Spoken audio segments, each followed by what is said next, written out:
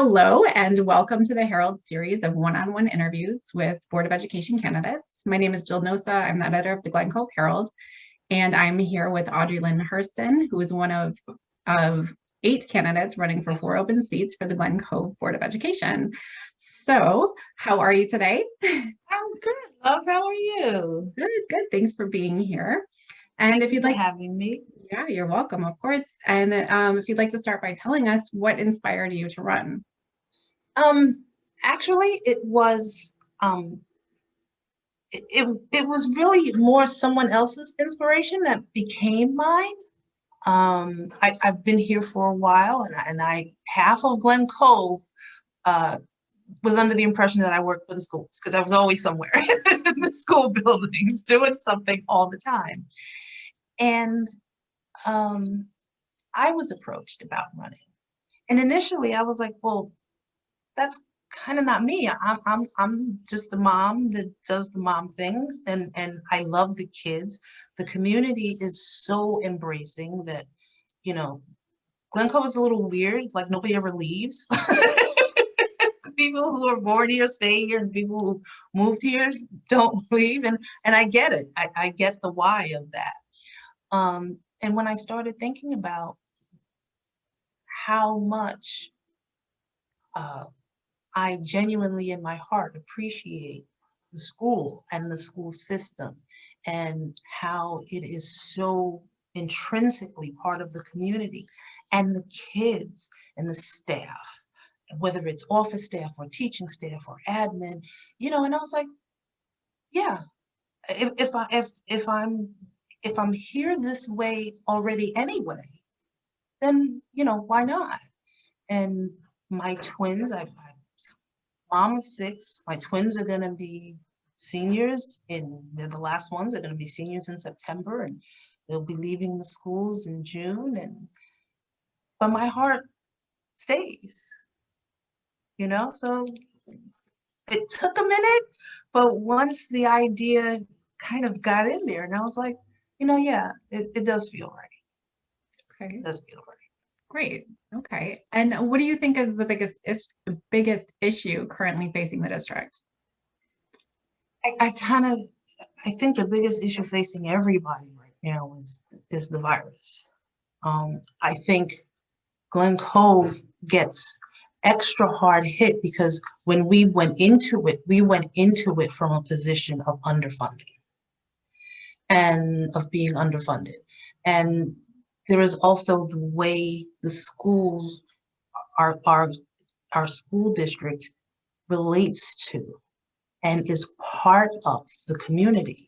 So it kind of brought together that we need to run our schools and we need to take care of our families. So it makes it all more than a notion.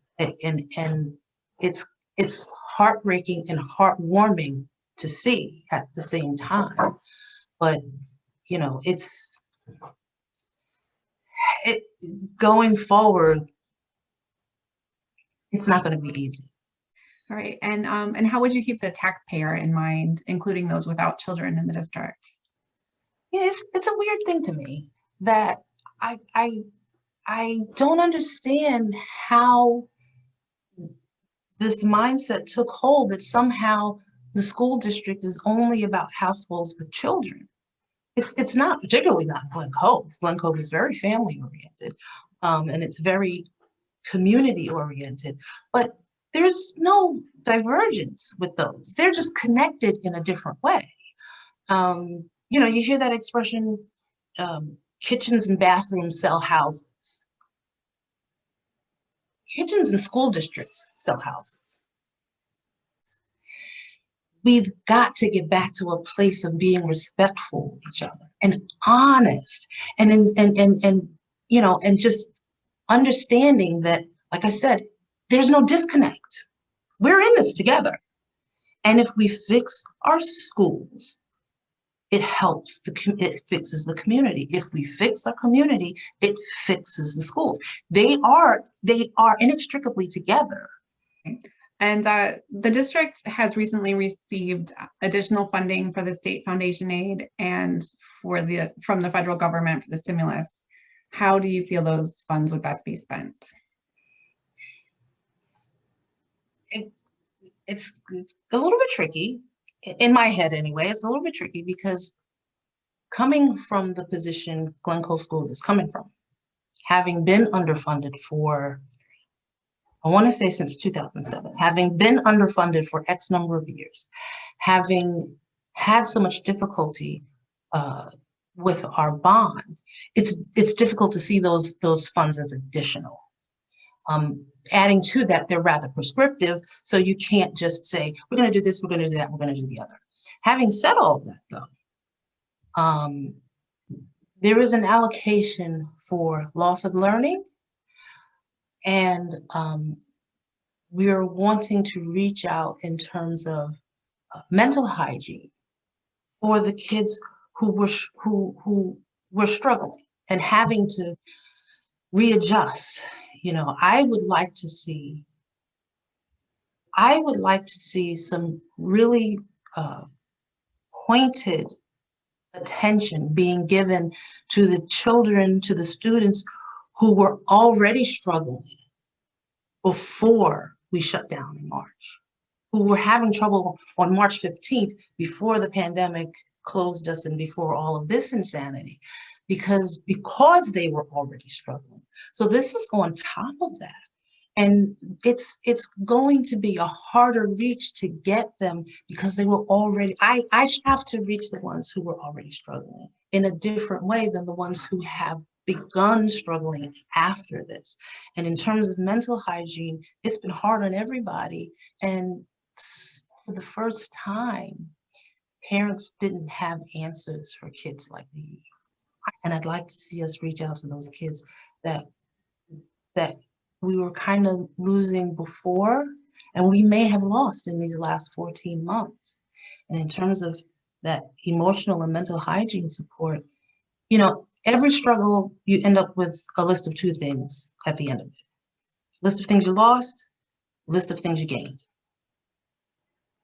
I want to help our kids deal with what they lost and to find those things they gained, those strengths they didn't know they had, that resilience, maybe new talents, maybe a new way that they look at things that they're not quite sure what that newness is, and help them bring together who they were on March 15th and who they are now. Mm-hmm. And finally, why should the community vote for you?